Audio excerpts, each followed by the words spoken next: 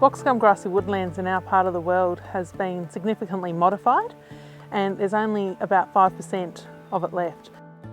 It's quite rare, and it's really important that we protect those remnant patches and to provide habitat for wildlife. And also, you know, they're mostly on farms and they're an important natural asset to farmers. In the early days, settlers would come across the country and choose the best land. They found the deep soils that boxgum woodlands occur on to their liking for agriculture, for cropping. So what we're left with now is tiny little fragments of high quality community where we have the trees and the grassy ground layer and the scattered shrubs and the wildflowers that exist within the grasses. That's part of the reason why they are now classed as critically endangered. The program's called Thinking Inside the Boxgum Grassy Woodlands, and we've been working in partnership with the New South Wales Environmental Trust and the Saving Our Species program. So we've had 3 years of funding to help landholders to implement the program. Landholders are putting up fencing to be able to control the grazing management in these remnant patches of boxgum grassy woodlands, and also doing some infill tree planting where it's required.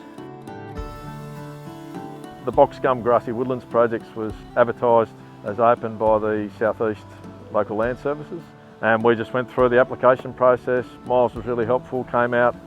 We looked at a number of different options that we might pursue, and 70 Permanent Creek we've got running down through here that we've fenced off 2.5 kilometres of length and 10 to 12 hectares in area. As part of the project, we've sown 10 or 15 kilometres of trees and shrubs into that area. We're very lucky to have some beautiful trees on the property, and we'd like to try and keep all of them alive and growing well, but we also want to see new generations of those trees coming through, and also see the wattles and the other sort of mid-story shrubs come through that aren't through here as much, and provide habitats for birds, insects and others that are, you know, good to have around, and also really beneficial to us all, I think. Oh, I just think it's a wonderful thing, and it's been wonderful, the people we've had to deal with, the way they've helped us and encouraged us to go ahead with what we're doing, and we're definitely seeing benefits from it. Mooraminda is just everything. I wouldn't live in Australia if I wasn't out here. The land is so connected to everything that happens. When I came first, it surprised me how delicate everything was, because this is a very harsh country, but we live on a very delicate surface. And I've worked hard to try and nurture this small bit of the Upper Lachlan Shire, so that when we pass it on to whoever comes next, that it's in a better condition than when we got it.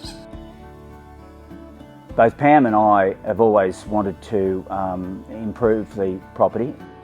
We've fenced off an area which was considerably shocking in relation to a ground cover, erosion increasing, and because of where it is, pretty inaccessible country, we've fenced that off, and we are in the process of direct seeding to minimise the erosion, also to create biodiversity for bird life, just make an improvement, especially in that corner of the property where this problem exists. This project is an enormous project because it is a very, very serious erosion that we're dealing with. And it was almost too big to deal with alone. And then Tom came, and it was like hand-holding, and he simplified it. And it's been closed off now for 5 months, and I've really seen what has come up in that period of time that we've had it closed off.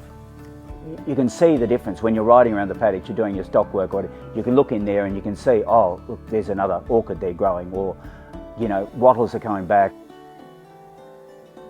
We're doing the monitoring for this Thinking Inside the Boxgum Grassy Woodlands project in partnership with Boorowa Landcare. And so there's 28 sites in the last 2 years that this program's been running, and so across those sites we have got about 380 odd individual monitoring points. I guess we want to be sure that the money that we've invested in these sites is actually achieving something for the biodiversity. Whatever we can do to make the landscape, the countryside, so much more beautiful to look at, and think that would be what I would say. Once the trees and shrubs are established here, we'll still be able to graze this, but it'll be managed in a way to conserve and protect that. It's about ensuring that we've got those habitats into the future, and providing better habitats for birds and other wildlife, and protection and cover and shelter for our sheep and cattle, and there's a whole load of benefits that come with it.